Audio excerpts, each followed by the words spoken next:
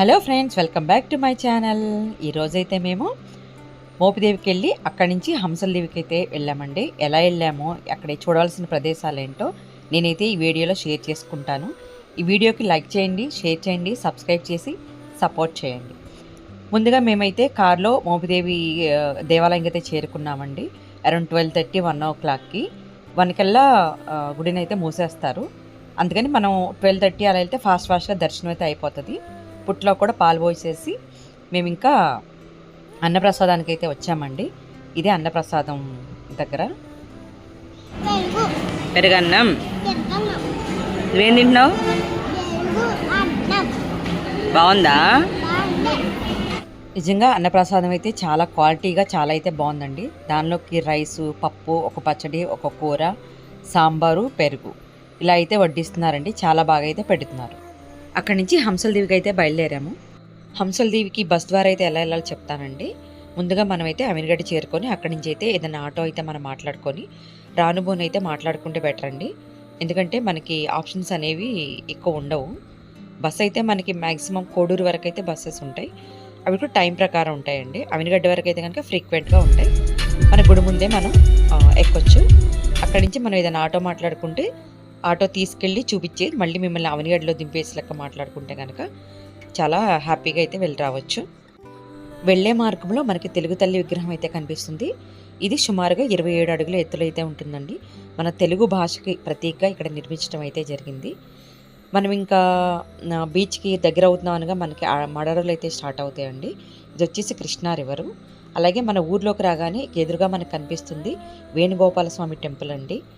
విష్ణుమూర్తి ఉన్నటువంటి 108 దేవాలయాల్లో ఇది కూడా ఒకటండి. ఇది దేవతల చేత నిర్మించబడిన ఆలయంగా ప్రసిద్ధి చెందింది. అలాగే మనకి ఇటు వెళ్ళే రూట్లో మన బీచ్లో అయితే ఇంకా మనకి ఇక్కడ టికెట్ తీసుకోవాలండి. ఇక్కడ పెద్దవాళ్ళకైతే 20 రూపాయలు, చిన్నపిల్లలకైతే 10 రూపీస్ అయితే ఇక్కడ టికెట్ తీసుకోవాలి. వెహికల్ కూడా మనం టికెట్ అయితే పే చేయాలండి. ఇక్కడ నుంచి మనకి సుమారుగా బీచ్ ఎగ్జాక్ట్గా 1 కిలోమీటర్ అయితే ఉంటుంది. 1 కిలోమీటర్ తర్వాత మనం బీచ్ని అయితే చేరుకుంటాము. ఆ బీచ్కి వెళ్ళే దారిలో మొత్తం కూడా ఇదంతా కూడా కృష్ణా రివర్ అండి. చూడండి, పడవలు అయితే చేసి ఉన్నవి. ఇదంతా కూడా కృష్ణానది పాయ వచ్చేసి హంసలదేవి అనే స్పాట్ దగ్గర అయితే సముద్రంలో కలుస్తుంది. ఇవన్నీ కూడా మడ అడవులు అండి. చూడటానికి చాలా అంటే చాలా బాగున్నాయండి. చక్కగా నీళ్ళు, ఆ పడవలు, సీనరీ అయితే సూపర్గా అదిరిపోయింది. మేమైతే కొంచెం కిందకైతే దిగేసి కొన్ని ఫొటోస్ అయితే తీసుకున్నాము. అది రిస్కే, కొంచెం జారుతూ ఉంది. అయినా సరే రిస్క్ చేసి కొంచెం ఫొటోస్ అయితే క్యాప్చర్ చేసుకున్నామండి. చాలా అంటే చాలా బాగున్నాయి. ఇంకా జస్ట్ ఇంకా ఒక 200 మీటర్స్లోనే మనకి బీచ్ అయితే వచ్చేసింది. బీచ్ అయితే కనుక చాలా క్లీన్గా ఉందండి. ఇక్కడ జనాలు కూడా ఎవరు లేరు, జస్ట్ ఒక ఫ్యామిలీ ఉన్నట్టుంది. వాటర్ కూడా చాలా క్లీన్గా అయితే ఉన్నవి. మనకి మంగినబూటి అండ్ బందర్లో కన్నా కూడా ఇక్కడ చాలా బాగున్నట్టు నాకైతే అనిపించినది. మేమైతే ఈ బీచ్కి పౌర్ణమి రోజైతే వచ్చామండి.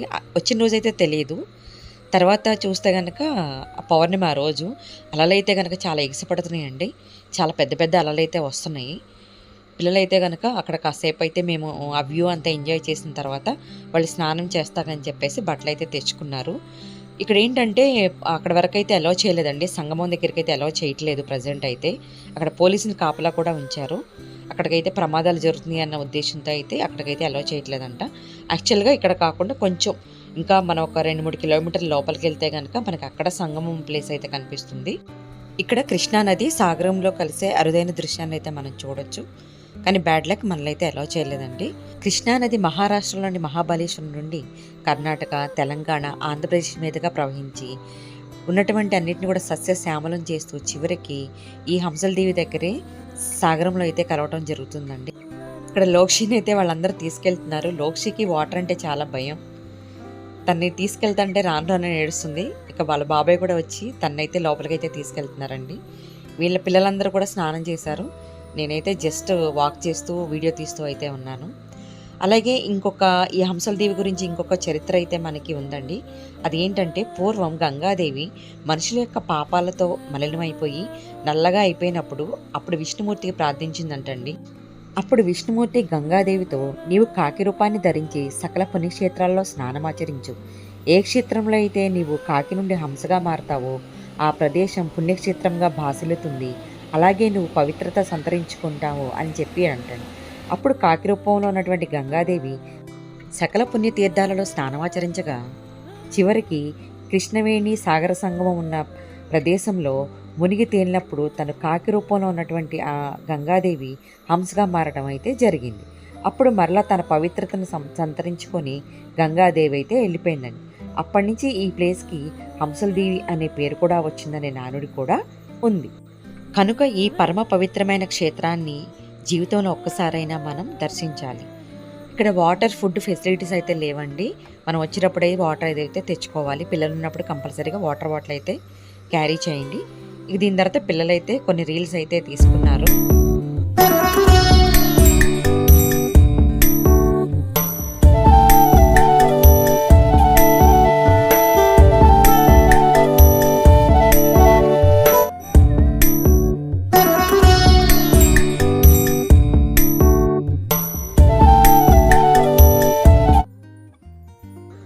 ఈ ప్లేస్ అయితే ఫోటోషూట్కి అయితే చాలా అంటే చాలా బాగుందండి. ఎవరైనా సరే మ్యారేజ్ ప్రీ వెడ్డింగ్ షూట్ కానీ ఏదైనా పర్సనల్ ఫొటోస్ కానీ తీసుకోవాలంటే కనుక ఈ ప్లేస్ అయితే చాలా అంటే చాలా బాగుంది. మేము మళ్ళీ రిటర్న్ అయితే అయిపోయామండి. వచ్చినప్పుడు అయితే మేము కరకట్ట నుంచి అయితే వచ్చాము. కరకట్ట మీద కోతులు ఆగితే అక్కడైతే మేము ఆపామండి.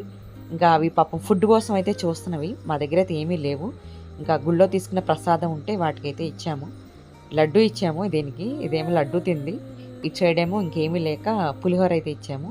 ఆ పులిహోర కూడా అవి తీసుకుంది. పిల్లలైతే కాసేపు వాటిని చూసి చాలా హ్యాపీగా అయితే ఫీల్ అయ్యారు. ఇంకా మేము కాసేపు అయితే అక్కడ గడిపేసి మళ్ళీ మేమైతే కనుక మా ఊరికైతే రీచ్ అయిపోయామండి. ఇదే మా చిన్న స్మాల్ వాక్. నచ్చినట్టయితే లైక్ చేయండి, షేర్ చేయండి, సబ్స్క్రైబ్ చేయండి. మరొక వీడియో కోసం వెయిట్ చేయండి. Thank you so much. Bye.